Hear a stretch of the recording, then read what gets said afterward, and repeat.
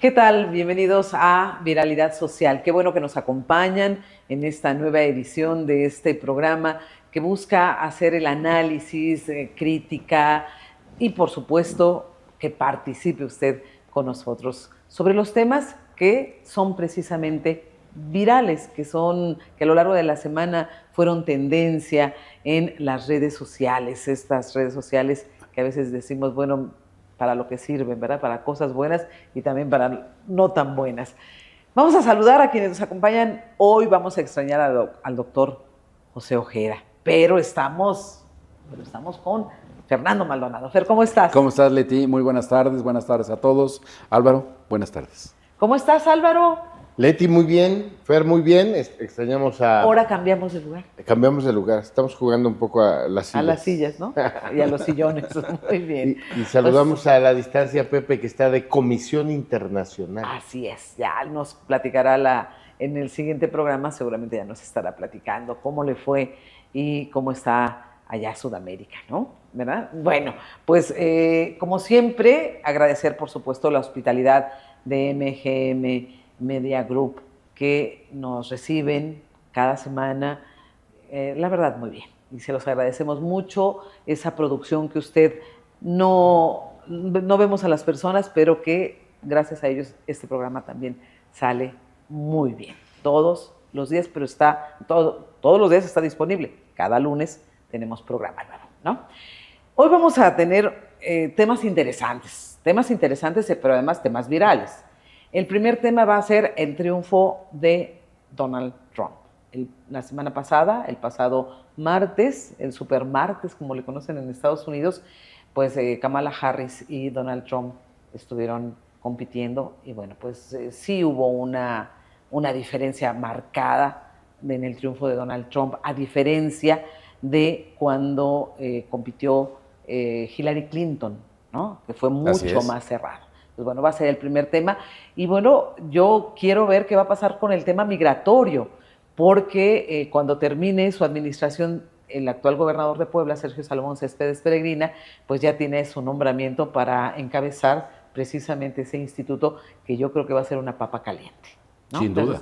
¿Verdad? Vamos, el segundo tema va a ser un tema que también la semana pasada el gobernador electo Alejandro Armenta presentó con su ley orgánica de la administración pública estatal. Una reestructura, los panistas dirían reingeniería, les encanta la palabra, ¿no? Reingeniería, sí. Pero bueno, no estamos hablando del PAN, es una reestructura y pues bueno, vamos a hacer el análisis porque me parece muy ambicioso esta propuesta, ¿no? De la ley orgánica. Y también la semana pasada, el jueves, se dio el informe del DIF estatal a cargo de la esposa del gobernador Sergio Salomón, Gabriela Bonilla. Vamos a hablar también de esto. Me parece que se hicieron cosas muy interesantes en apoyo especialmente a los niños que tienen alguna discapacidad, ¿no? Entonces, qué bueno. Y el cuarto tema es el río Atoyac, este río que ha sido traído y llevado por todos los sexenios, por todos los trienios, se ha gastado dinero, se han hecho diagnósticos, se ha gastado... ceremonias. Y, oye, y en lugar de mejorar, va empeorando. Esperemos que, la verdad, que ahora sí sea la buena. No digo la quinta, porque no han sido 5, han sido 10 o 15 o más posiblemente. Y luego vamos a hablar de un tema que en redes sociales también se volvió muy viral. De una abogada, Marilyn Cote, que de repente se convirtió en psiquiatra, ¿no? Y que, pues bueno, ha causado un revuelo en las redes sociales tremendo. Esperemos que nos dé tiempo de llegar para el análisis y comentarios de este tema. Pero, pues vamos a dar paso a el tema de Estados Unidos, la elección de Donald Trump en un segundo periodo no consecutivo. No consecutivo. Álvaro. Llegó, y lo dijimos aquí, tarde a la contienda Kamala Harris. Creo que con mayor posibilidad y espacio y tiempo hubiera conseguido otro resultado. Creo que sí se estaba entusiasmando la gente con Kamala Harris. Ya traía meses, ¿no?, de adelanto Donald Trump. cuando deben bajar a Joe Biden. Oye, es que creo que nunca dejó de hacer campaña desde que lo sacaron de la Casa Blanca, se aferró y todo lo que sucedía lo utilizaba como Instrumento de campaña. Claro, como una bandera de campaña. Supo hablarle bien a el norteamericano promedio, que yo lo he dicho muchas veces, que no es el neoyorquino que va a Broadway, no es el músico que va a Los Ángeles a probar suerte, no es el trabajador de la construcción emprendedor de Chicago, ni es el que le interesa la cultura en Seattle o el estudiante de Boston. No, el estadounidense promedio es profundamente ignorante, supersticioso, Conservador. Hasta los huesos. Y ultra, Derecho. no, bueno, conservador, no, pero ultra estadounidense, es decir, ellos sí creen en esa superioridad de los estadounidenses. Sí, ¿no? que se ha repetido desgraciadamente en otros momentos la superioridad de raza, que aquí además ese estadounidense promedio es ignorante de su propio origen como país, que es un país de migrantes. Pero Así bueno, es. eso vale la pena un largo debate acerca del ciudadano. Y a ese ciudadano le habla Donald Trump. Ahora, lo que nos debe preocupar a nosotros es la relación con México. Bien, yo sí ahí quiero establecer, es un discurso muy beligerante, anti-inmigrante, el de Donald Trump, pero también el esquema de migración, específicamente de los mexicanos hacia Estados Unidos, se ha ido modificando. Creció exponencialmente el número de mexicanos de origen mexicano, de cuna mexicana, que ya pueden votar. Se habla de 36 millones de hispanos. Y de ese universo, entre 14 y 16% son mexicanos. Los que pueden votar ya tienen sus documentos completamente en regla, tienen resuelto su estatus migratorio. Algunos hasta la nacionalidad estadounidense tienen. Ciudadanía o nacionalidad. Muchos de ellos, vamos al tema de los poblanos que deben estar en alrededor de 1 millón los que pueden votar, si no es que más. Muchos de ellos ya tienen entre 60 y 70 años y fueron beneficiados por la amnistía Reagan, que Ronald Reagan era republicano como Donald Trump. Así es. Lo que quiero establecer es que el esquema de la migración mexicana se ha modificado. Las concentraciones mexicanas y poblanas están en ciudades santuario como Nueva York. No es realmente una migración donde va a llegar la migra, esta instancia. Ni la Border Patrol. Ni la Border Patrol, a agarrarlos en los restaurantes de Yonkers y a meterlos en el vuelo tecolote, ese que decían que viajaba de noche o muy temprano para los deportados, o los van a llevar arrastrando a la frontera. El contexto de la migración mexicana es distinto. El problema con Donald Trump, y que ese es un problema para México, y que ahí va a ser un reto muy importante profesional para Sergio Salomón Céspedes Peregrina, es que Donald Trump, en este discurso muy beligerante contra la migración, está hablando de lo que nosotros, y que lo bautizó así el sacerdote Gustavo Rodríguez Zárate, que falleció ya hace algunos años, un hombre que apoyaba mucho de una obra social extraordinaria. Él le decía transmigrantes, aquellos que vienen pasando de Sudamérica, Centroamérica, y que tienen que atravesar por México, que el cálculo es que hay 350,000, y de esos 350,000, 150,000 pasan necesariamente por Puebla. Pero bien, ¿qué es lo que quiere Trump? Que se contenga esa migración. Y por eso es, ¿vamos a hacer un muro? No lo hizo. ¿Y el muro lo va a pagar México? No lo paga México.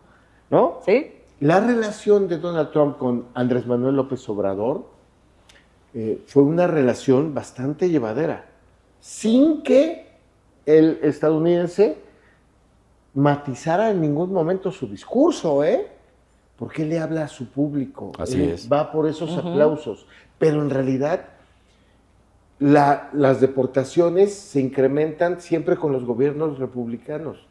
Perdón, Demócratas. los demócratas. Sí, es una falacia aquello de que nos va mejor con los gobiernos demócratas que con los republicanos. Yo creo que eso ya no funciona, por lo menos en el tema migratorio. Bueno, el ejemplo una mentira. la reforma que hizo Ronald Reagan, que es Claro. quien permitió la legalización de muchísima gente En allá en Estados 1986, Unidos. la Sí, última. es Y a correcto. Barack Obama, ¿a cuántos deportó? Hubo cientos Él de miles de deportados. Él sí, claro, Sí, Barack muchos Obama. más que los que hizo Donald Trump. Barack Obama sí se puede cocinar aparte porque él estableció esto que le llaman el programa DACA, que es una suerte de amnistía migratoria para los que llegaron siendo niños y permanecen como indocumentados a pesar de que de facto y en el alma y en la realidad son ciudadanos estadounidenses, ¿no? Porque llegaron a los 3, 4, 5 años y no conocen otra realidad de vida que la de ser un ciudadano estadounidense.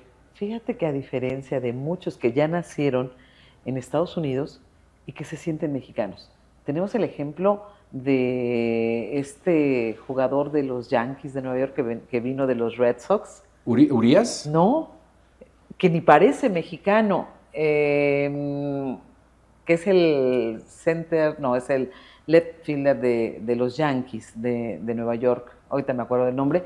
Él trae siempre la bandera de México, los tenis verde, blanco y rojo, y nació ya en Estados Unidos. Sí, de hecho, toda la migración ya no estamos contando sus descendientes, sino estamos hablando de los que tienen un origen en Puebla, en México. Pero bien, para cerrar la idea. Alex Verdugo. Para cerrar la idea, Donald Trump no va a variar el discurso. Y tenemos una enorme ventaja, creo que no se ha establecido como tal, cuando en el mandato anterior, o parte de ese mandato anterior que tuvo Donald Trump, que le tocó como contraparte en la presidencia a Andrés Manuel López Obrador, el embajador en Estados Unidos era Juan Ramón de la Fuente, quien ahora es el canciller. El secretario de Relaciones Exteriores. A mí me da la impresión, y que es una impresión que creo que se puede documentar, de que el canciller Juan Ramón de la Fuente, hoy canciller, antes embajador de México en Estados Unidos, Él estuvo en la ONU. Tuvo un papel muy relevante para que la relación México-Estados Unidos, a pesar de Trump, no estallara, no se descompusiera, no fuera tan ácida ni ríspida, ¿no? Entonces es una gran ventaja que él sea ahora el canciller.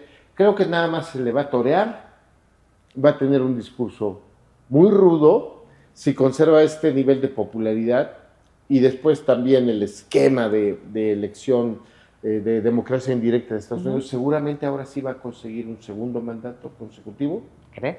Yo creo que sí lo conserva, ¿no? Porque sí fue abrumador. Sí, pero la verdad es que la edad tampoco ya no es así que...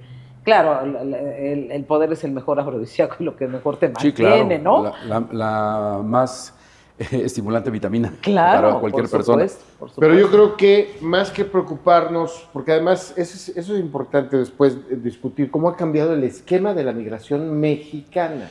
Fíjense que yo tuve oportunidad de platicar la semana pasada con un empresario radiofónico de origen latino en Estados Unidos, un profundo creyente de la filosofía de Donald Trump.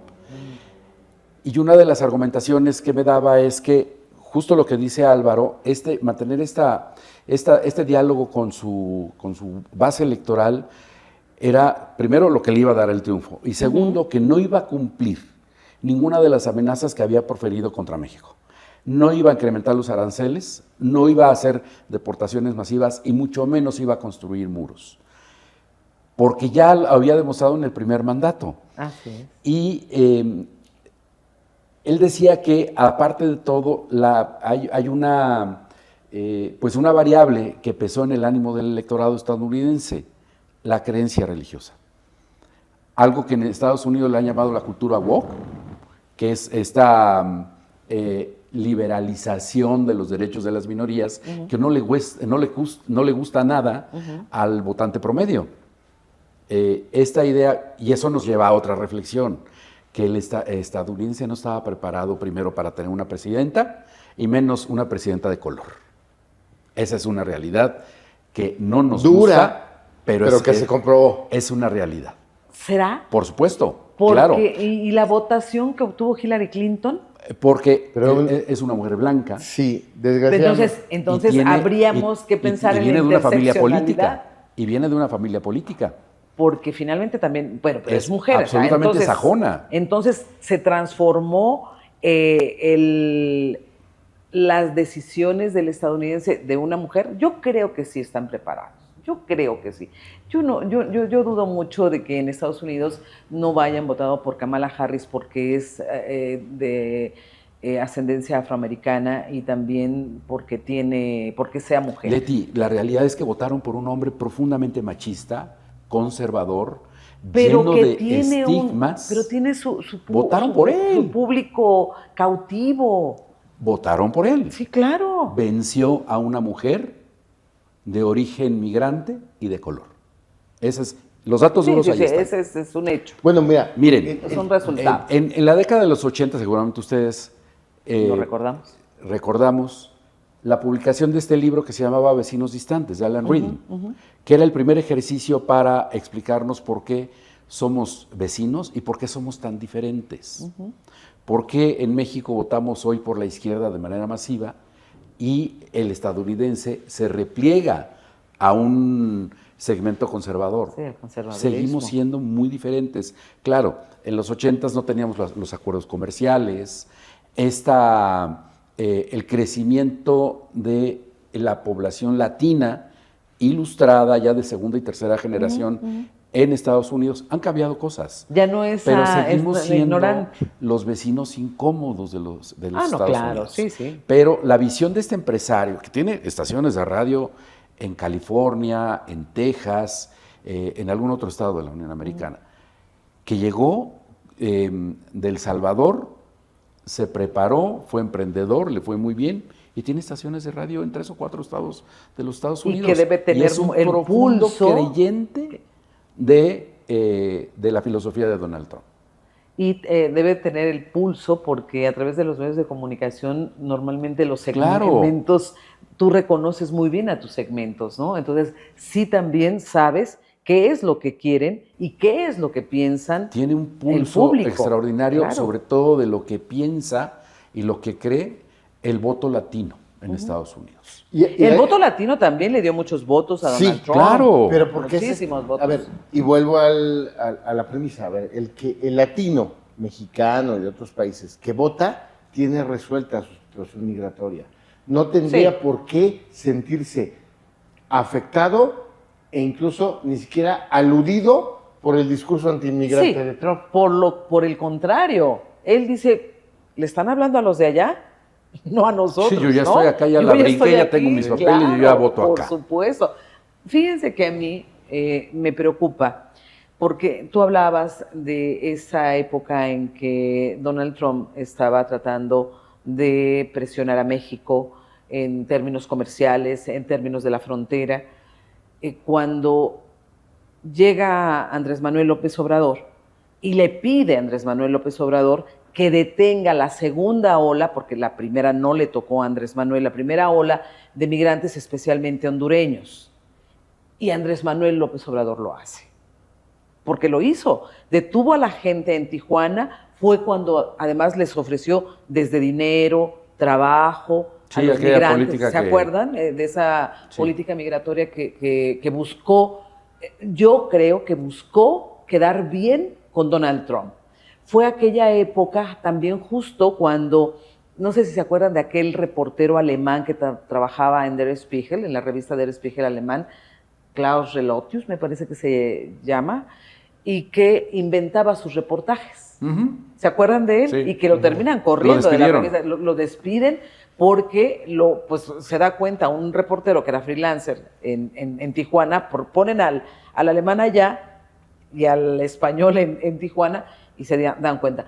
Pero esos reportajes que después hizo Juan Moreno, me parece que se llamaba el reportero español, hablaban mucho de cómo se les trataba y cómo de verdad se portaban peor que la propia policía antimigración de Estados Unidos con los hondureños. Ese va a ser uno de los retos más importantes para la administración de Claudia Sheinbaum yo también y para creo. Sergio Para Salomón Sergio. Céspedes Peregrina. ¿Sí? Va a ser una papa caliente el Instituto Nacional de Migración porque no podemos, no es muy digno ni coherente que nosotros le exijamos al gobierno de los Estados Unidos un trato digno para los inmigrantes mexicanos y mientras nosotros tratamos de manera casi inhumana a los centroamericanos, claro, sudamericanos y demás que pretenden llegar a Estados Unidos. Que les roban, que violan a mujeres, que realmente no... Son carne de cañón para los grupos delictivos. Oigan, y que todavía no ha terminado de resolverse ese asunto del saliente titular, sí, claro, de migración, cuando aquel incendio, ¿no?, en Chihuahua, muertos, ¿no? Digo, ¿cómo puede ser posible que haya seguido y no se le haya también fincado responsabilidades? Yo sí creo que va a ser una prueba para Claudia Sheinbaum. Una prueba muy difícil. Sí, y más aún para Sergio Salomón Céspedes Peregrina, porque no solamente eso, se habla ahora de la oleada de migrantes venezolanos. Y bueno, si no quieren a los hondureños y si no quieren a los mexicanos, Estados Unidos menos va a querer a los venezolanos. La zona fronteriza por el lado de Nuevo Laredo y demás está lleno de haitianos. Así es. Además. Sí, lleno de haitianos. Sí. Y hay datos del propio Instituto Nacional de Migración que han detectado, no recuerdo la cifra, pero deben ser más de 50 terroristas que estaban vinculados a Al-Qaeda y que se mimetizaron con los centroamericanos para poder colarse a los Estados Unidos. Claro. O sea, no solamente es fenómeno migratorio, es un asunto de seguridad nacional. Sí, hay unas no solamente mafias para Estados Unidos, sino para México. Claro, hay mafias que están tratando de llegar a los Estados Unidos, algunas centroamericanas y otras sudamericanas. Y yo creo que esa, más que la migración mexicana, esa es la migración que le teme Estados Unidos. Por eso digo que es un asunto de seguridad nacional para ellos. Es, y ese es el problema que redunda para México, que esté Donald Trump estos próximos 4 años y posiblemente hasta 8 ahora, en la Casa Blanca. La plática que tuvieron, la plática telefónica que anunció Claudia Sheinbaum, que la fue del jueves, en términos cordiales, tiene ya invitación para asistir a la jura de... Porque ellos juran, acá en México protestamos el cargo, allá juran el cargo. Es que están en la Biblia, ¿no? Es el 20 de enero, me parece. Sí. Es el 20 de enero. Yo creo que haría muy bien Claudia Sheinbaum, por supuesto, en ir, en asistir como invitada del gobierno de Donald Trump. Nadie invita a su casa a alguien para maltratarlo. No, y además entonces tiene esa que es una ir, muy ¿no? buena señal. Tiene que ir. Yo creo que va a ir Claudia Sheinbaum a todas esas invitaciones que realizan no solamente los países, en este caso, por ejemplo, de Estados Unidos, de cambio de gobierno, sino también a todas esas reuniones que organizan las organizaciones internacionales, ¿no? La OCDE, la OMS, la OID, todos esos organismos, porque a ella también le da mucha seguridad el que ella se habla inglés. Y lo habla bastante bien, lo habla bastante bien. A diferencia del presidente, que aunque haya traductores, nunca va a ser lo mismo que te cuenten el chiste con la traducción, ya que se rieron todos, ¿no? Por ejemplo. Bueno, Claudia Sheinbaum estudió en Boston, ella sí conoce... No, habla muy bien el inglés. Y conoce también, en carne propia, por lo menos un contexto de la migración, que es la migración de la fuga de cerebros, que es la migración más ilustrada que va a enriquecer sus conocimientos, ella como científica. ¿Dónde estuvo? En Stanford, ¿no? Me parece que fue en California. Sí, bueno, me parece que fue una universidad en California, Berkeley, pero conoce bien el contexto. Creo que este va a ser uno de los elementos y de las oportunidades que va a tener Claudia Sheinbaum para mostrarse completamente distinta de lo que de Andrés Manuel López Obrador. Y también hasta de lo que se ha criticado a Andrés Manuel López Obrador, ¿no? Y también, ¿sabes qué? Creo que hay otro factor que tenemos que tomar en cuenta, porque así trabajan toda la colonia judía.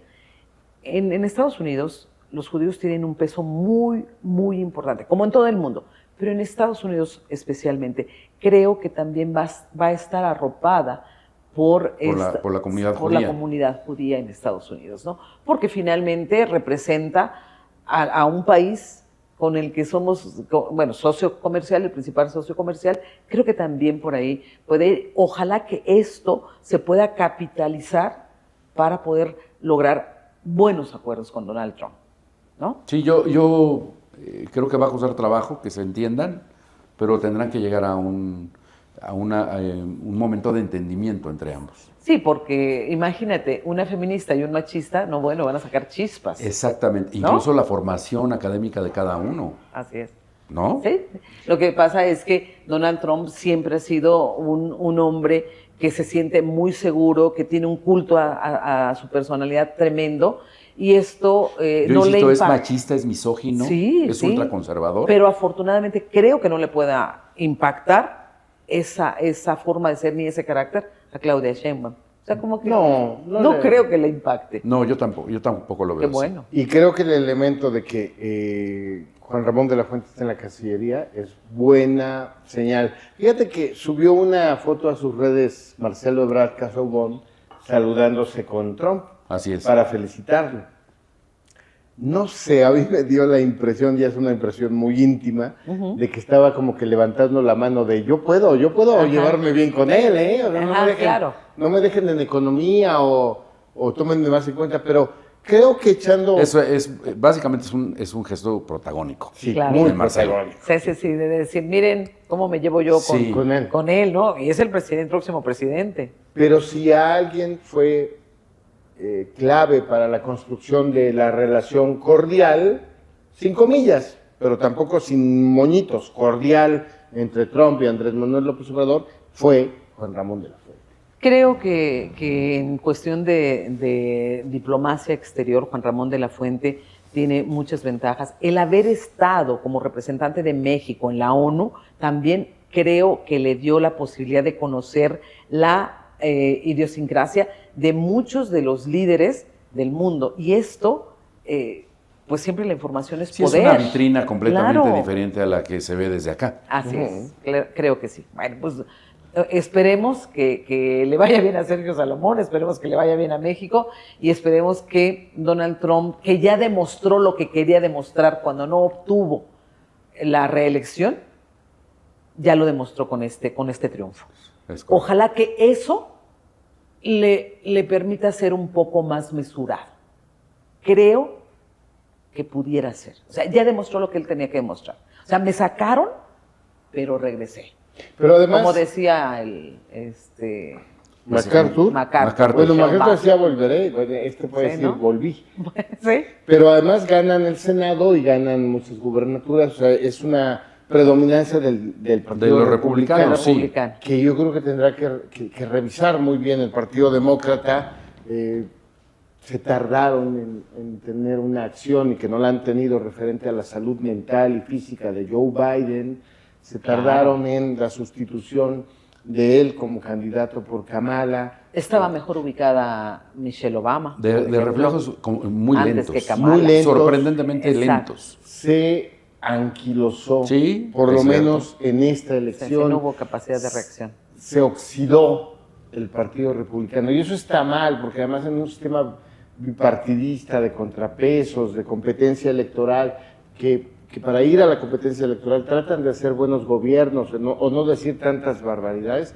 Si tu oposición está anulada, no hay un contrapeso suficiente. Completamente de acuerdo. Sí. Bueno, pues no tardaremos mucho en darnos cuenta que va y seguramente van a ser temas recurrentes aquí en Viralidad Social, la relación entre México y Estados Unidos y las reacciones, a veces un poco grotescas, de Donald Trump, ¿no? Bueno, vamos a otro tema. Vamos a abordar esta propuesta de ley orgánica de la Administración Pública Estatal que llevó el gobernador electo Alejandro Armenta. Bueno, pues sorprende varias cosas. Primero, la fusión de algunas secretarías con el afán de hacer más ágil el elefante burocrático. Menos robusto. Menos robusto. Obeso. Obeso.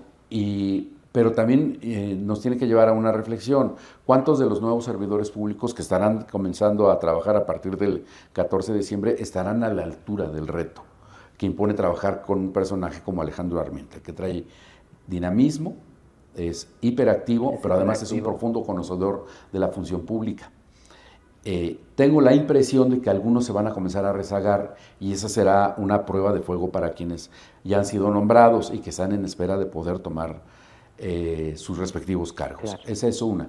La otra es algunos de los nombramientos me parecen, sí, sorpresivos. Algunos estaban ya muy cantados, pero algunos de ellos me parecen sorpresivos. Y me refiero, por ejemplo, a quien va a ser la secretaria de Deporte, que esta muchacha Gaby Sánchez, la bonita, que es una boxeadora profesional y que tiene una historia de vida muy interesante, llena de logros propios, personales, de resiliencia. Que viene de la cultura del esfuerzo. Pero completamente. Sí.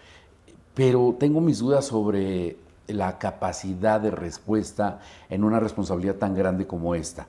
Esa es, por lo menos esa es la que un poco me brinca. También la Secretaría de Cultura, que también se va a fusionar, va a vivir un proceso de fusión a partir de que lo apruebe el Congreso del Estado, si es que lo aprueba. Sí. Quien es la titular o será la próxima titular de la Secretaría de Cultura, también tengo mis dudas sobre sus capacidades, porque además, así como sucede con el deporte, en la cultura, para hacer un trabajo digno, a la altura de un estado de la dimensión de Puebla, se necesitan, sí o sí, tener relaciones sólidas con los grupos intelectuales. Así es. Que, nos guste o no, tienen un peso específico en la generación de cultura. Claro. Tengo mis dudas con respecto a esas dos responsabilidades. Y le van a estar metiendo el pie seguramente. No lo sé. Porque a veces cada intelectual... No lo sé, sí, porque hay mucho celo y muchos egos en esos ámbitos. Hay unos grupos también, hay poderes, no lo quisiera poner como poderes, pero hay grupos fácticos que también van por su tajada y quieren tener participación y quieren... Algunos alcanzan niveles de mafia. ¿No? Son los eternamente abajo firmantes. Abajo firmantes, sí. Sí, claro. Eso es a manera de introducción. Y por supuesto, yo escribí una columna sobre la creación de esta figura del jefe, el coordinador del gabinete. El coordinador del gabinete, que es una figura que no existía en la administración pública estatal, que sabíamos que en algunos momentos sí la había, pero no con la formalidad del caso.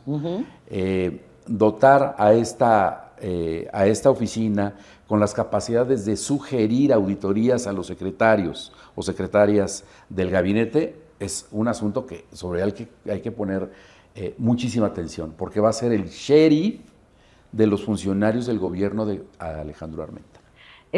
Me parece a mí, una decisión muy inteligente de Alejandro Armenta, porque se va a quitar la responsabilidad del trabajo sucio. Es decir, él es el que está supervisando, evidentemente él es el gobernador, pero es quien va a sugerir que se revise lo que parece que no esté funcionando. Y entonces ya no es, siento yo que se quita esa responsabilidad.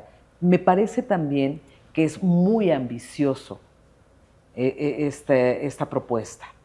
Y no creo que den 6 años para todo lo que quiere cambiar, hacer Alejandro Armenta. Es decir, el Estado ha tardado muchos años en deteriorarse en diversas cosas, en seguridad, en el tejido social, en la cuestión de movilidad, en la cuestión del campo, en el transporte, todo son muy...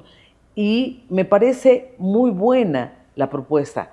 La situación acá es que el dinero se acaba y el tiempo también. No creo, ojalá le dé tiempo, pero me parece que ojalá fuera transeccional, ¿no? Ojalá pudiera quien venga y del partido que llegue, que continúe para poder consolidar y afianzar todo esto que se quiere hacer, que a mí en lo personal me parece muy ambicioso.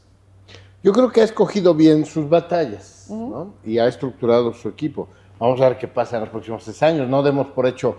Yo creo que va a escoger bien los programas, las acciones que va a realizar. Es muy consciente del tiempo que tiene. Lo que me llama también la atención es que por muchos años lo único que se hacía en las reformas a la ley orgánica era cambiarle el nombre, por ahí fusionar alguna. Incluso hubo tamaños de descaro y despropósito de modificar la ley orgánica por un mero proyecto político. Sí. Se acordarán que con Melquiades Morales, como desde el principio el delfín fue Rafael Moreno Valle Rosas, fusionaron la Secretaría de Finanzas con la de Con la de- Desarrollo Social. Sí. Era Secretaría de Finanzas, Administración y Administración y Desarrollo Social. Sí, era una Era el supersecretaría. supersecretario. Imagínate Claro. tú, le daban el dinero y le daban los programas para que se placeara por todo el estado, Ujú. y que finalmente no funcionó. A los 3 años lo lanzaron de diputado federal, ¿no? Y lo lanzan más bien porque Una creo campaña en donde regalaban refrigeradores. Lavadoras. Lavadoras. ¿No?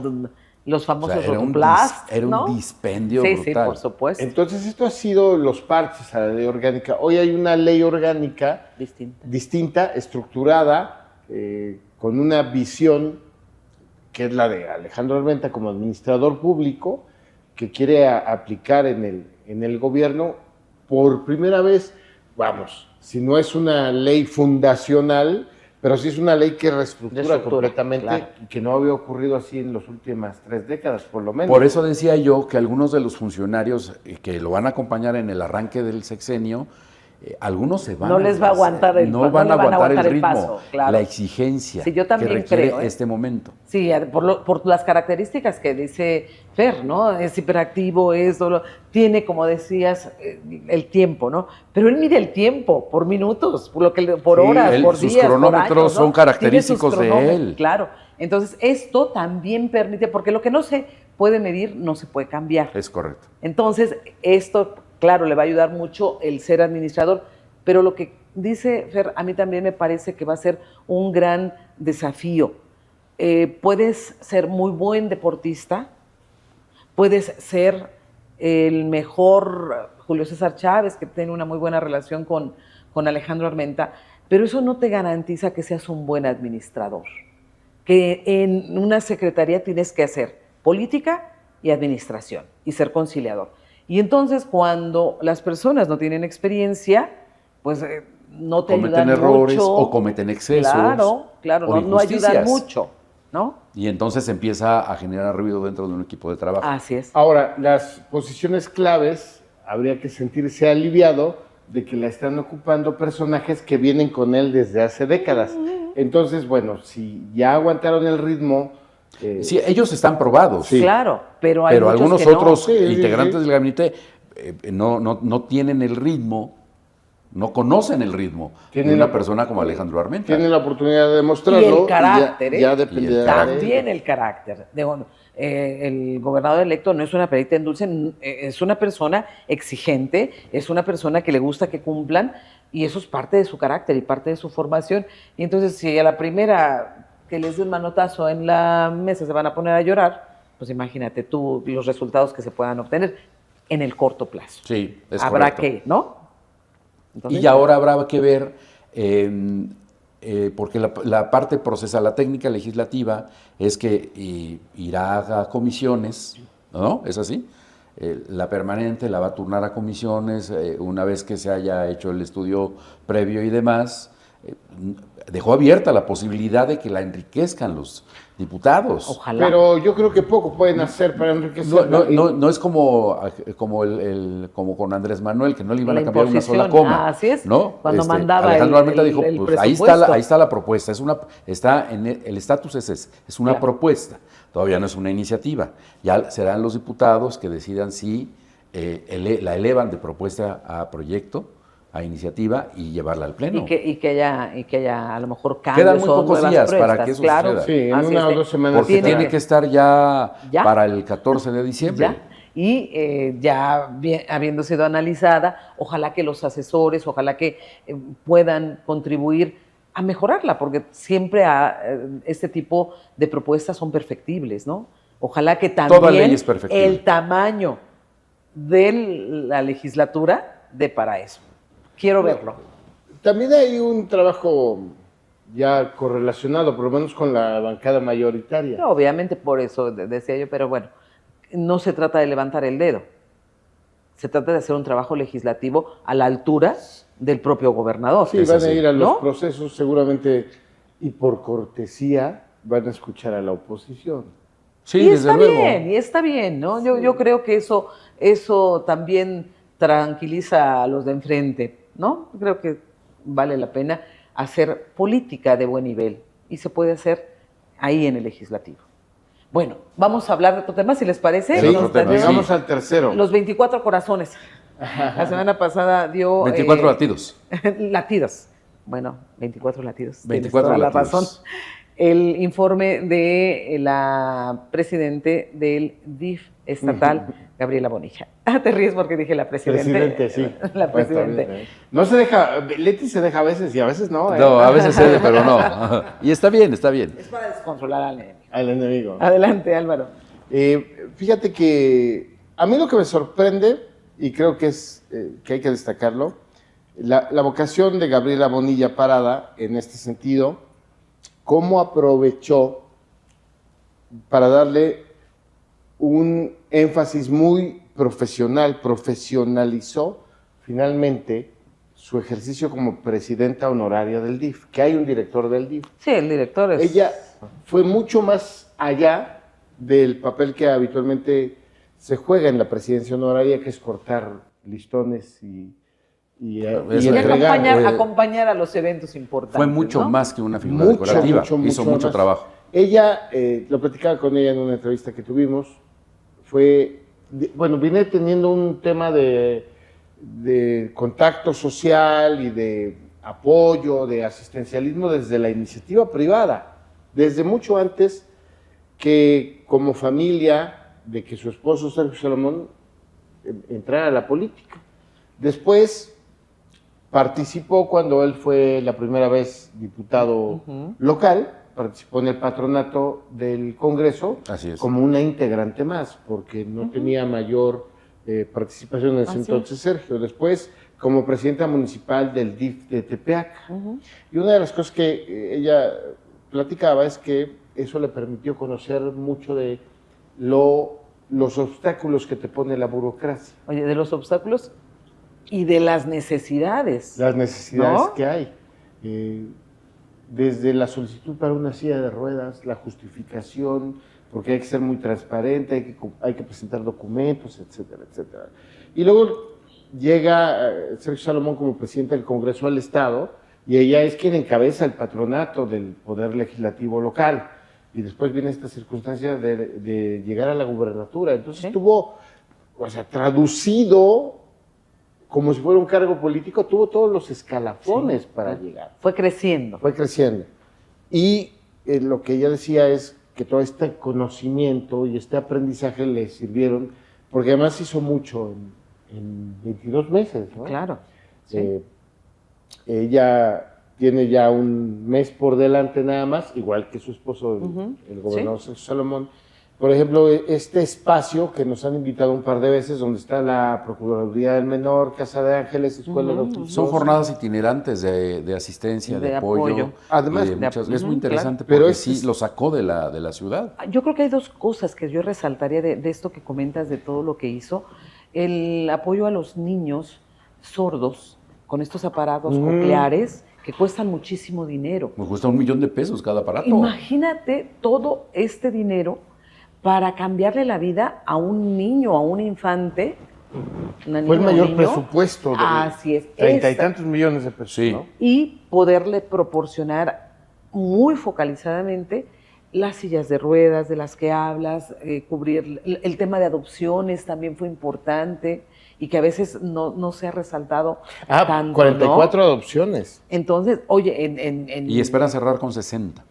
Que es todo un tema. Estaríamos hablando de 2 adopciones por mes o un poco Sí. más. Y entonces, hablar cuando a veces anualmente era un calvario real. Yo conozco gente que que se inscribió en esos programas para adopción y pueden pasar 5 o 8 años y no te lo daban, ¿no? Entonces, también esto, porque finalmente creo que se beneficia a este sector que es muy vulnerable y que tenemos que proteger mucho, que son las niñas y los niños, ¿no?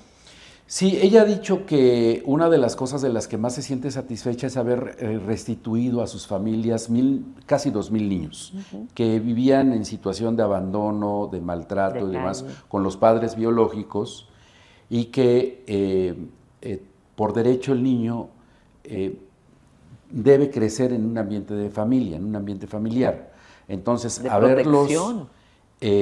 tratado psicológicamente, haber hecho el estudio previo, el estudio económico, social, del estado emocional de los abuelos, los hijos que dijeron, si los padres no están, estamos nosotros. Claro.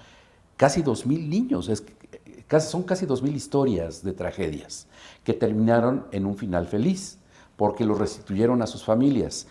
Es todo un reto, porque se necesita para poder regresar un solo niño a su ambiente familiar, primero que la familia extendida haya levantado la mano y que esté dispuesta a someterse a ese tipo de estudios. Y luego trabajar desde el terreno de lo emocional, psicológico y psiquiátrico con cada uno de los niños para poder regresar a su entorno. Es un logro muy importante. A mí me parece que sí, porque se requiere Son de mucho 1900 trabajo, y tantos niños. de análisis, de estar cruzando información, de estar reincorporando poco a poco.